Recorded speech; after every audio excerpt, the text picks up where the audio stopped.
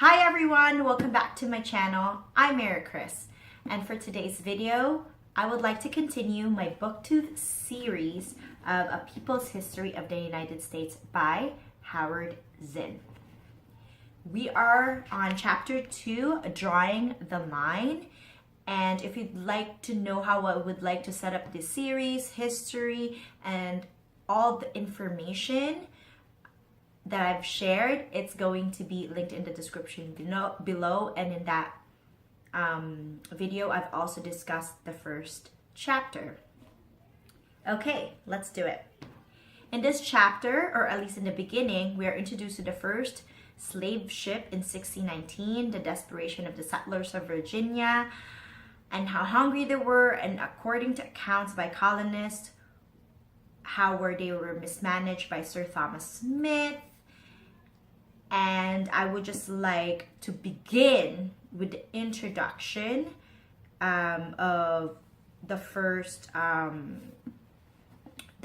account.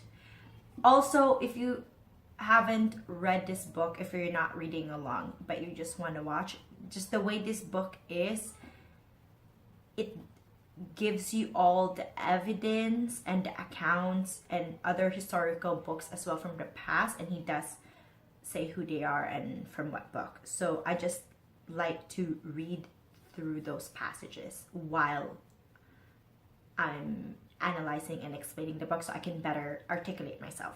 Okay. Also, warning, English is my second language, so please be nice. So this is by a Black American writer, J. Saunders Redding. He describes the arrival of a ship in North America in the year 1619.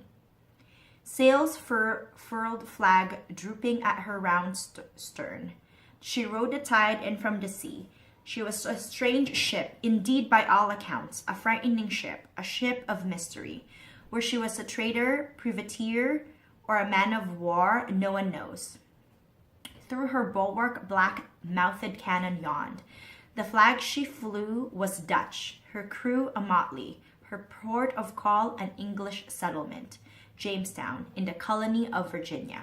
She came, she traded, and she shortly afterwards was gone. Probably no ship in modern history has carried a more portentous freight. Her cargo, 20 slaves.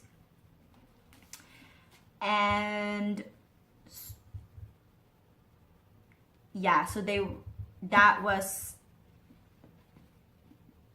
the ship that came to Virginia, and he started with that, and further along the chapter he will set you up. Howard Zinn, it sets up the story of how slavery came to be in Virginia, specifically in Virginia, and how it started there and in the United States. So a lot of the settlers, I just want to make sure I have the proper date. So a lot of the settlers from 1609 to 1610 were really complaining about their mismanaged by Sir Thomas Smith, because at that time, at this point in 1609 and 1610, they were all starving and their ration was very limited. And just to set again, to kind of show you and depict to the reader what's going on, he does put in from other books, from other historians, or from other people who lived at that time, their accounts of what happened. So this is a really good phrase or a really good passage in the book that really, helped me understand. Because this book, I love history, but I am learning more and more because it's so complex and, complicated. And so that's why with this book, when I'm explaining something, I'm not like saying I know everything. I'm just saying this is how I understand this book and how I personally, my interpretation of this book with my own understanding and comprehension. So,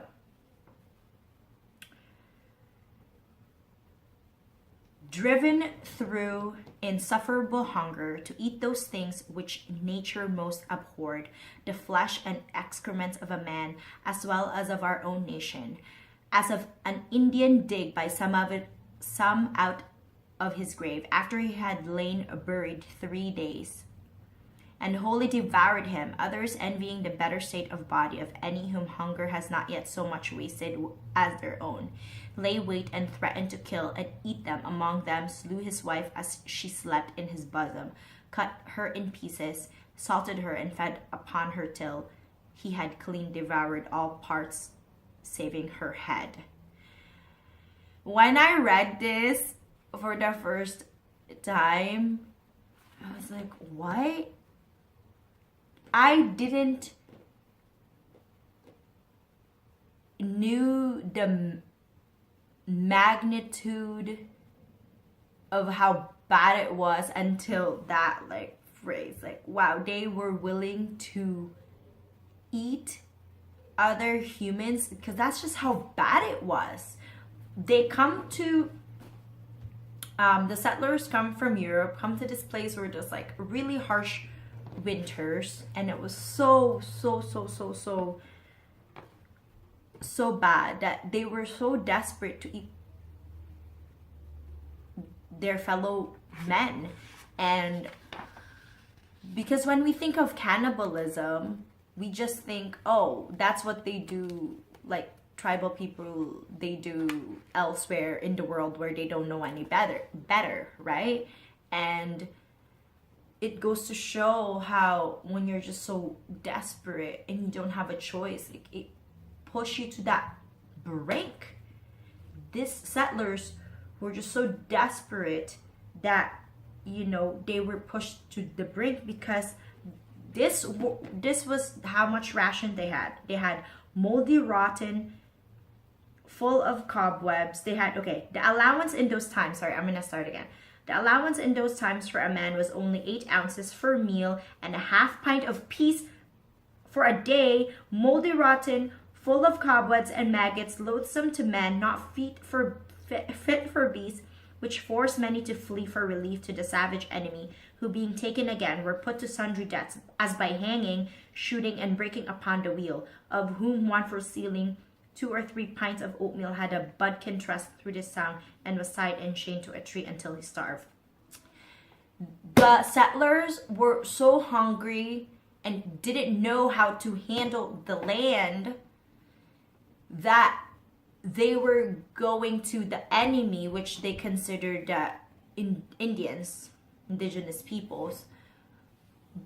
And they were, when they do flee, they were punished for it. And yeah, it was just that bad. And because they considered the Indians the so-called enemy, if you try to escape and go to them, because they knew the land, they know what to do, and so that's what happened. They were just so hungry because they had very little food. They weren't, and even if they were running out of food, and they didn't know how to till the land and cultivate the land. They weren't able to force the Indians to work because they were outnumbered and well adapted to the land climate and were able to live off the land. There were white servants too, but there were not enough of them. There was such frustration, and I will, for 25, okay? If you were a colonist, you knew that your technology was superior to the Indians. By the way, this is from Edmund Morgan, his book From American Slavery and American Freedom. This passage best describes their frustration If you were a colonist, you knew that your technology was superior to the Indians. You knew that you were civilized and they were savages. But your superior technology had proved insufficient to extract anything. The Indians, keeping to themselves, laughed at your superior methods and lived from the land more abundantly with less labor than you did. And where your own people started deserting in order to live with them, it was too much. So you killed the Indians, tortured them, burned their villages, burned their cornfields, it to prove your superiority in spite of your failures, and gave you similar treatment to any of your own people who succumbed to the savage ways of life. But you still did not grow much corn. So here we are. We're getting kind of, he's setting up the kind of climate at that time, right? They needed people. There weren't enough indentured servants, and indentured servants, they still had some, day off, and some of the people, white workers, didn't want to work, and some of them weren't able to, they didn't figure it out yet, and they weren't able to force the Indians to work for them. And for them, at that time, the black slaves were the answers. The Portuguese and Spanish colonies were already sending slaves to South America and the Caribbean from Africa 50 years before Columbus. So the precedent has already been set because the Portuguese and Spanish were already using slaves 50 years before Columbus. So let's go. Their helplessness made enslavement easier. The Indians were on their own land. The whites were in their own European culture. The blacks had been torn from their land and culture, forced into a situation where the heritage of language, dress, custom, family relations was bit by bit obliterated, except for the remnants that blacks could hold on to by sheer extraordinary persistence. In this chapter, sorry, I just have some notes written down. In this chapter, once again, my mind was blown away in the description of the African civilization. So in the beginning, he's starting out telling us, okay, this were the climate at that time. The Virginian colonies, settlers were desperate and they didn't have enough workers. The Indians, they weren't able to force them to work for them or enslave them. And so now they're like, okay, this has been done before. The Spanish colonies and the Portuguese colonies were already sending slaves to South America. So let's just, I guess they were just gonna do that. And I highlighted something here that he said because this series is about me to unlearning a lot of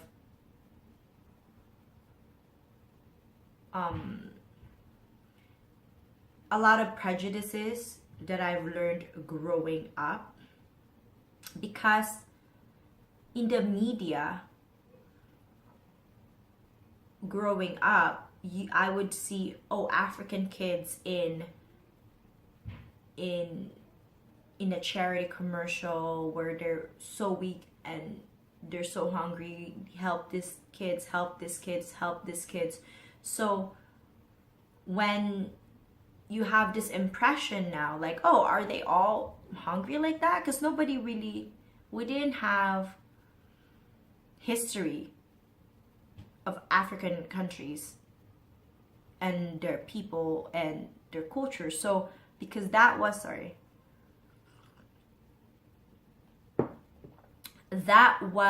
the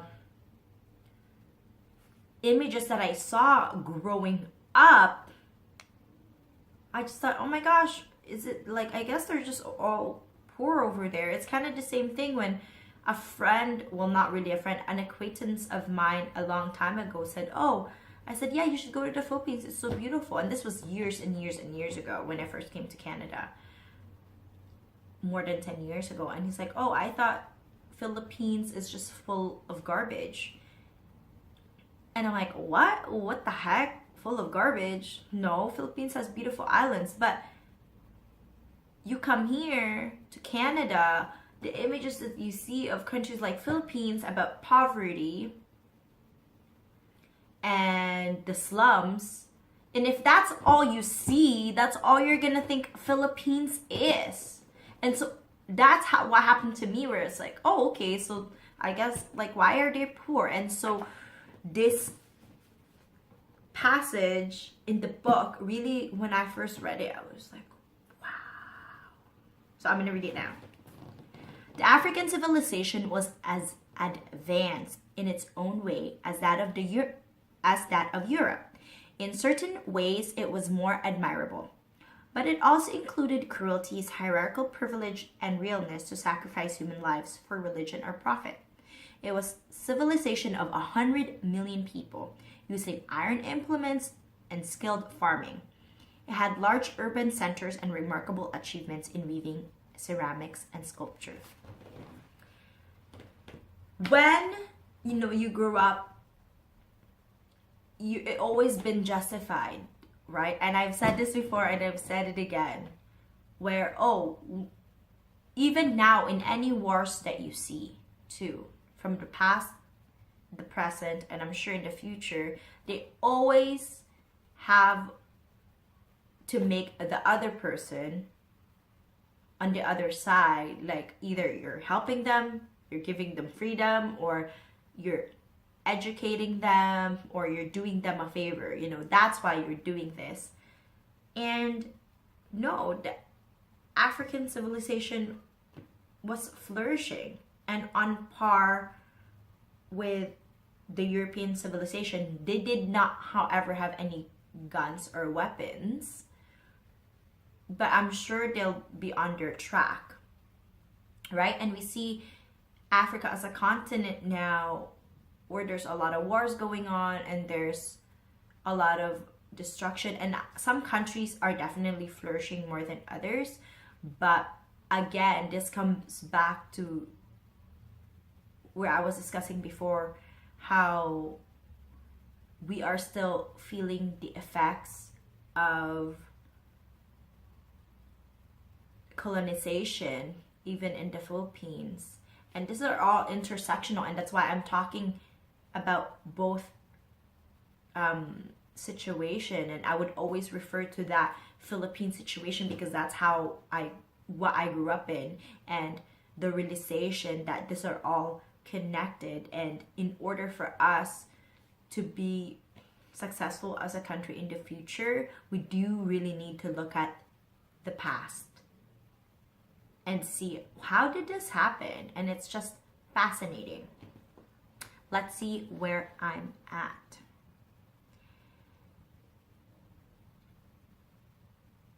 Okay. Also, in this chapter, I'm just reading my notes.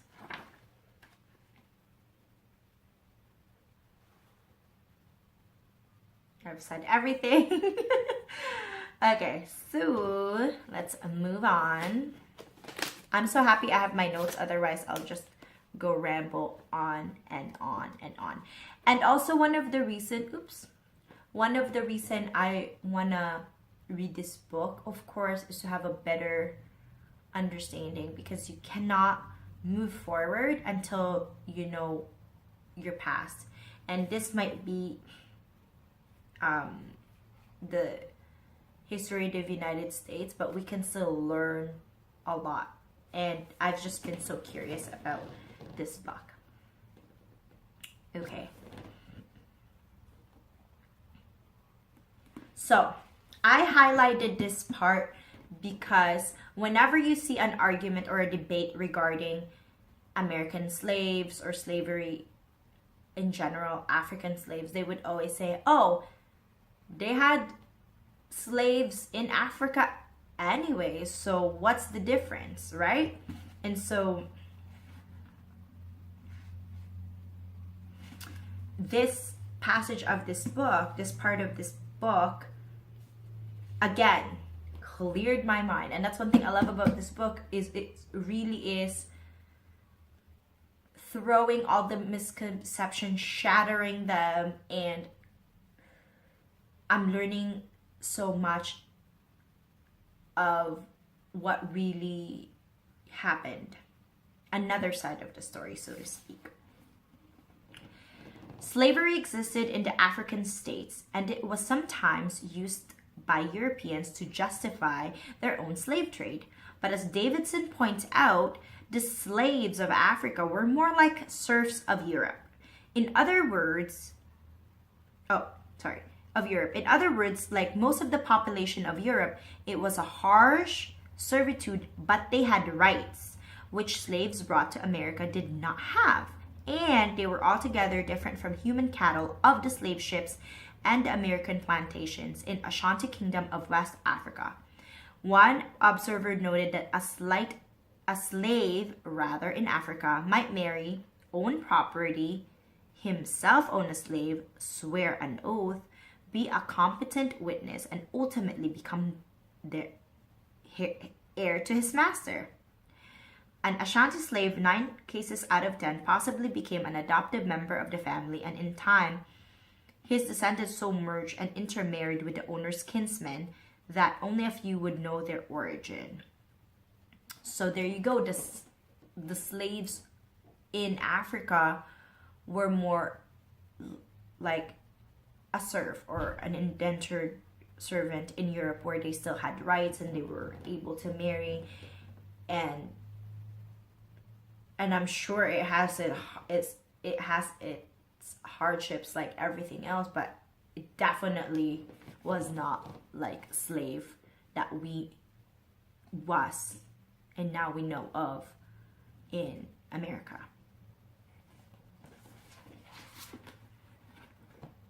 Sorry guys, I'm just gonna look at my notes just to make sure I'm touching all my points and I'm in focus.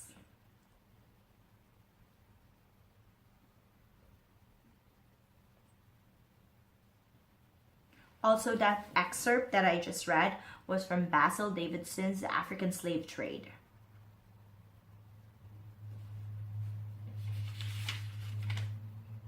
Okay.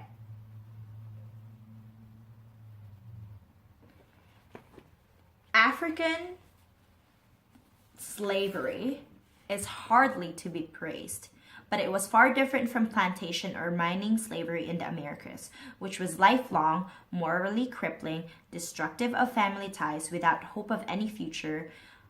African slavery lacked 2 elements that made American slavery the most cruel form of slavery in history: the frenzy for limitless profit that comes from capitalistic agriculture, the reduction of the slave to less than human status by the use of radical hatred with that relentless clarity based on color, where white was master, black was slave.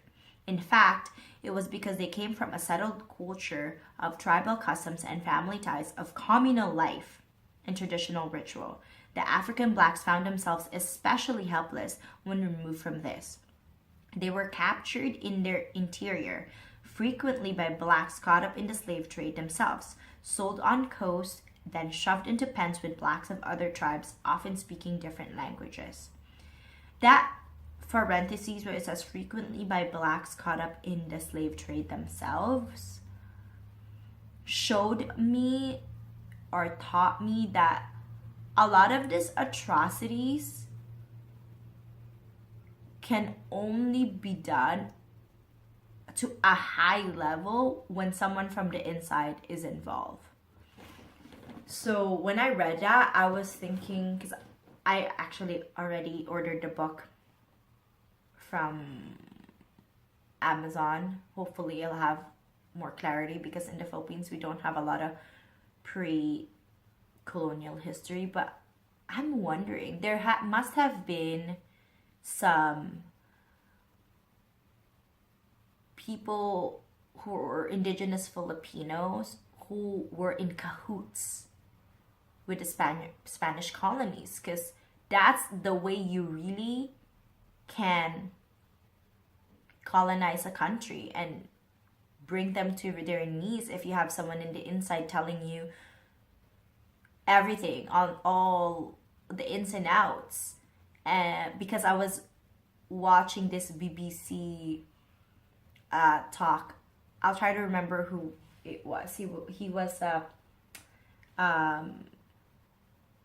politician in India, and how they were saying that's what happened in India, where the way British colonized them was someone from the inside who stand to benefit from it were helping the British. And so again, intersectionality, where all of these are all connected, and kind of just like when you read history, you're like, oh, okay, that's what happened. And I wonder now in the Philippines, like, who was that? Who were trying to help the Spanish colonize Philippines, and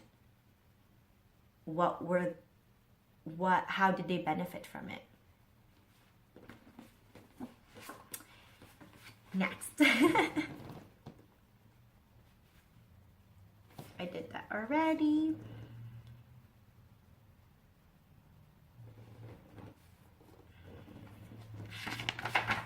Almost done, guys. We're almost done. Also, I wrote here, the Catholic Church was complicit as well. According to this letter received by Father Sandoval when he inquired if the capture, transport, and enslavement of African blacks was legal by church and doctrine, I'm going to read the highlighted page 29. I wrote down all the passages that I want to read here.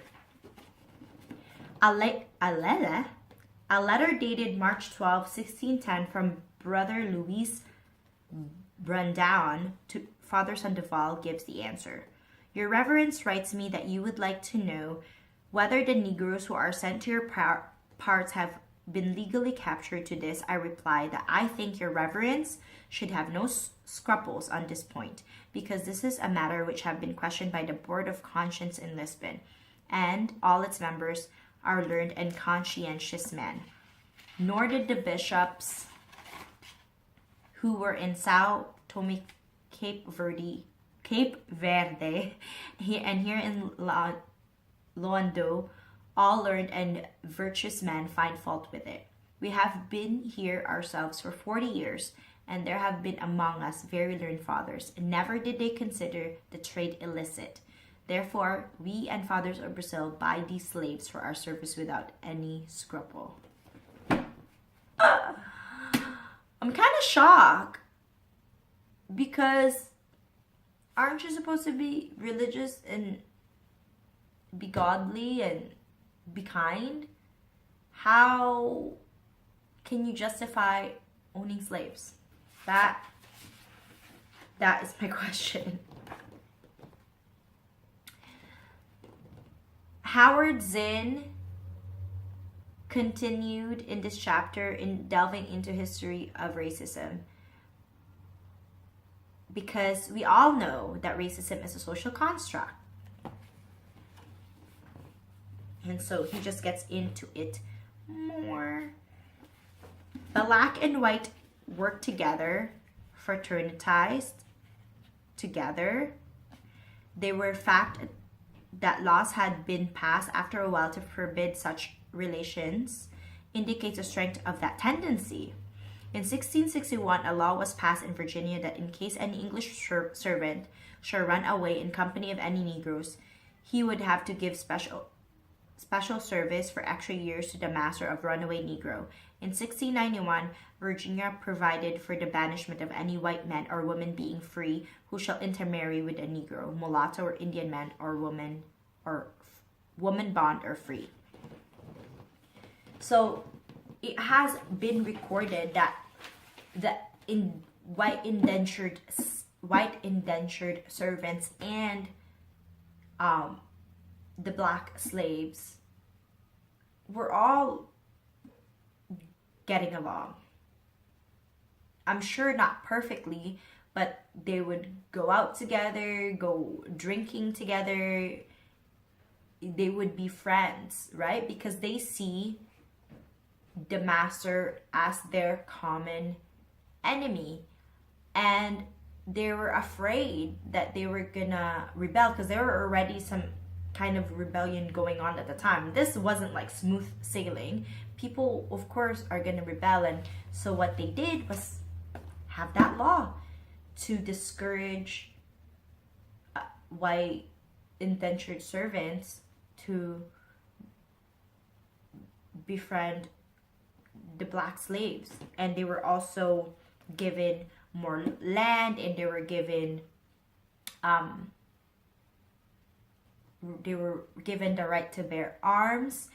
And so now that you're elevated, your status is elevated as a white indentured servant, you don't want to risk that. So they didn't, that really kind of put a strain in that relationship. And so in the beginning, because you can say, oh, people are naturally racist. A lot of people would argue. But really, we now know it's a social construct. And so he's just trying to explain how did this happen? How did it come to be that at first it was fine, and now how did it come to this moment in time where black people are more incarcerated in America, and how come they don't reap the same benefits? It has a history, right? And the law that was passed was to make sure that they don't rise up with the white indentured servants. So that's, again, a pretty fascinating history of how that has come to be. Of course, there's more things to it, but that was a pretty pivotal moment in history.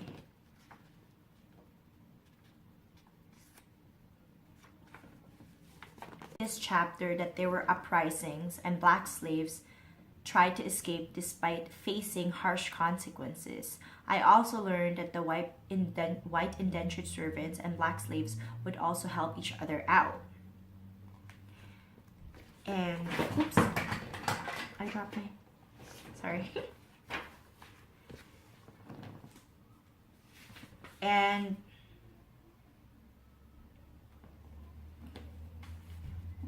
only one fear, so this is coming to the point now where they were helping each other out. Only one fear was greater than the fear of black rebellion in the new American colonies. That was the fear that the discontented whites would join black slaves to overthrow the existing order. In the early years of slavery, especially before racism as a way of thinking was firmly ingrained, while white indentured servants were often treated as badly as black slaves, there was a possibility of cooperation, as Edmund Morgan sees it. There are hints that two despised groups initially saw each other as sharing the same predicament. It was common, for example, for servants and slaves to run away together.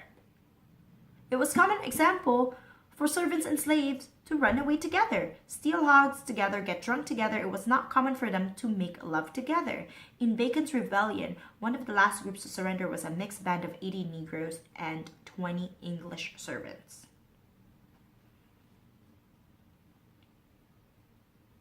The masters were unsettled that they saw that the white indentured servants and the black slaves were in cooperation.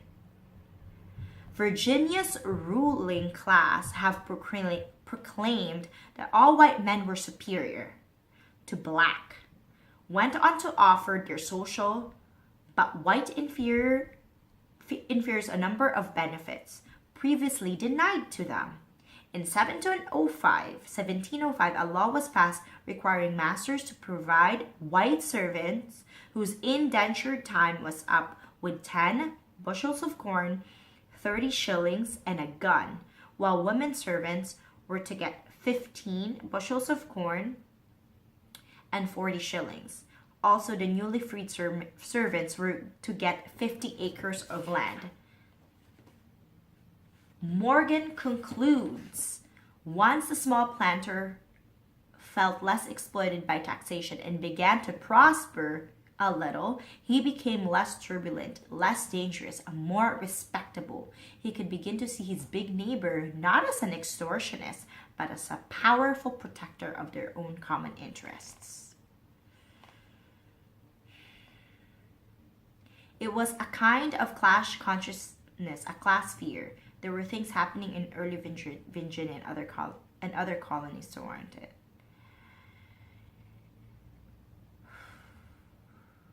That was the beginning of how racism come about, because now all those white indentured servants, now they're getting a piece, like 50 acres of land. Yes, 50 acres of land.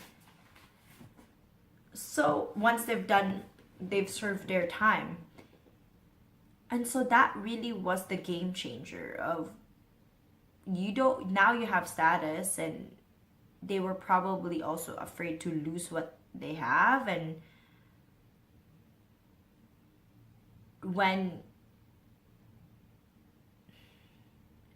you're not nice to another person, you're even in a war, right?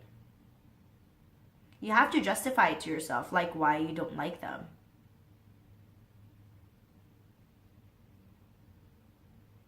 And make that person the other. And so that was the start of it. Or at least from what I understood from this book. This book always makes me so like low, and because it's so sad, the history, but even though it does make me sad, it also makes me feel empowered that at least I know the history, and it helps me out a lot in that way, because it does make me feel empowered. Anyways, I have to go. I'm sorry, I'm just looking at the time. I have 30, oh my gosh. Anyways, I'm done now.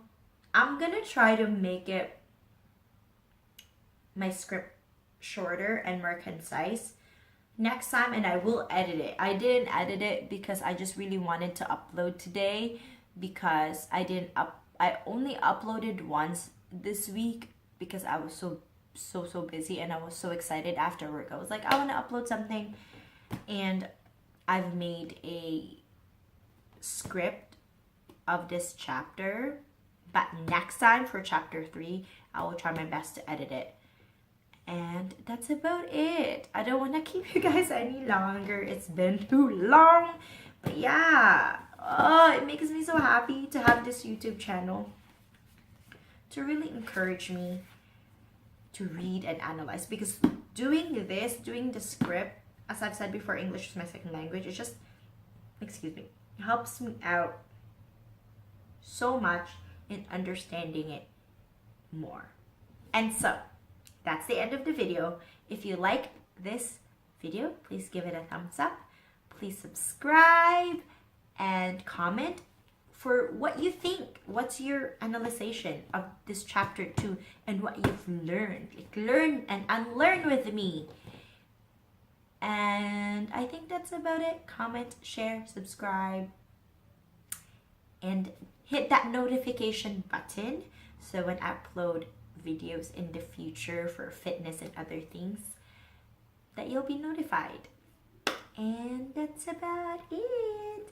Thanks for watching this and sharing this book with me, reading this book with me, and I'll see you in chapter 3 next time, and for my other featured videos. Bye bye.